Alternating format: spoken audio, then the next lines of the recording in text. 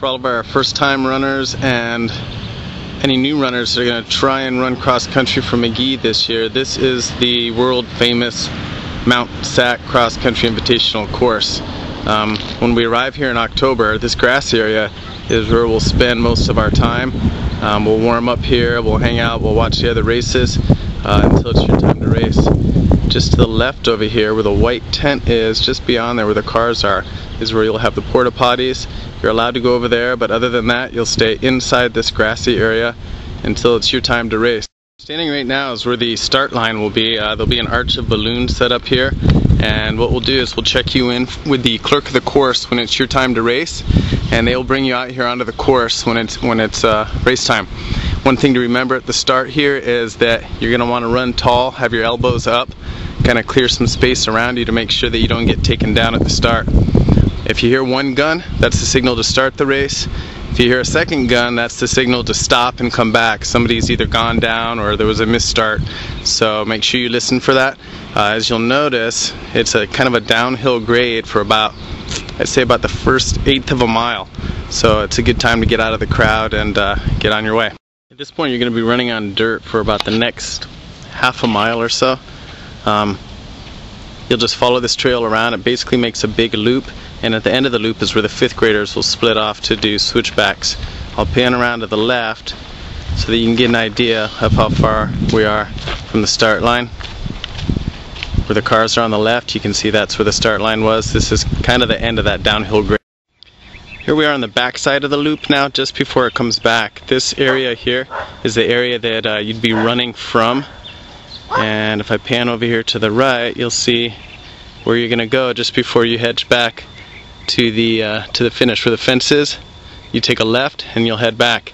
As you can tell, this back side of the loop's got a pretty steady climb to it, so a good place to kind of conserve your energy and do what you can with it.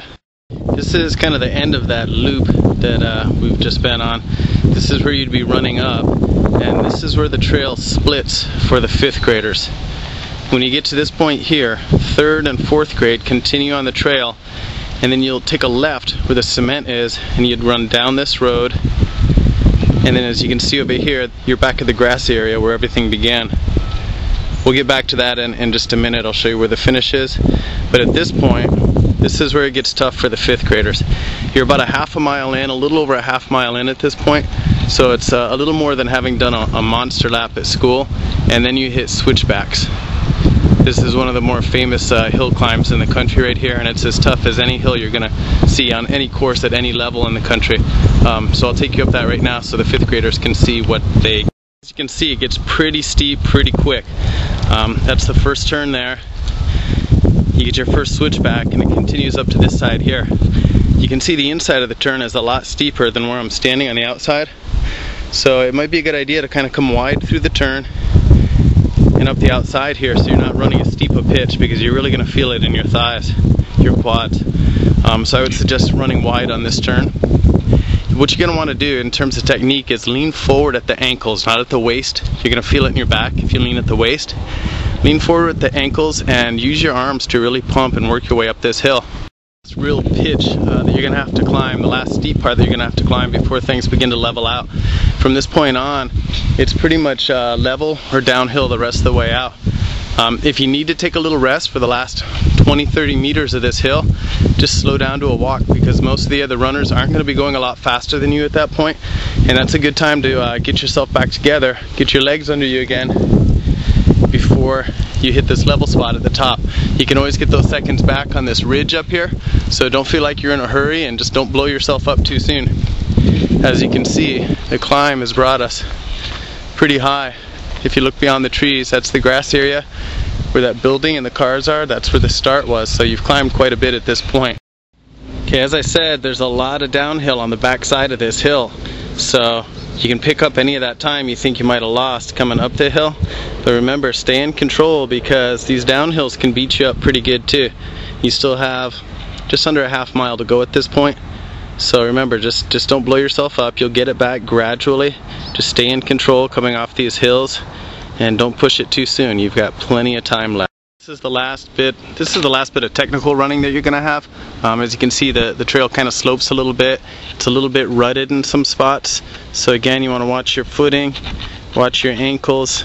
This is the last bit of dirt you're going to be on before you meet up where the 3rd and 4th graders loop is, and you're almost at the finish. Okay, this is about the 1/4 mile point left mark, so you're just about there at this point. If we pan over here to the right where the fence is, that is where the 3rd and 4th grade loop comes over. So everything that just happened with the hills and the climbing, you disregard that. Your loop comes in right here, and then you're going to go down this cement area, and as you can see, we're back to the start line in the grass area where we're all going to be waiting and screaming for.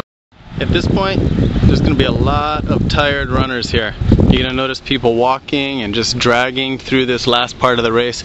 This is an area where you can pick up a lot of points. As you can see, we're back where the start line is. So originally you had that downhill grade, which means you're coming uphill here at the end, and it's going to eat up a lot of people. So this is where you just kind of have to gut it out and realize that you're almost done. As you make the turn here, you have this stretch here, and the finish line is just beyond those pine trees. I'll walk up there in just a second and show you. So anybody that you can pick off at this point, that's points. So you have to work hard. Right beyond this small hill, right where the fence is there, normally there's a wooden sign that says finish. You have to run all the way through this hill and under that sign. Don't get past at this point. A lot of people just assume because they've finished the hill, the race is over. That's not the case. You have to make sure you run through the finish, and then when they put you in the chutes, make sure you stay in order and don't let anybody move past you or anything like that. And that is the end of your race.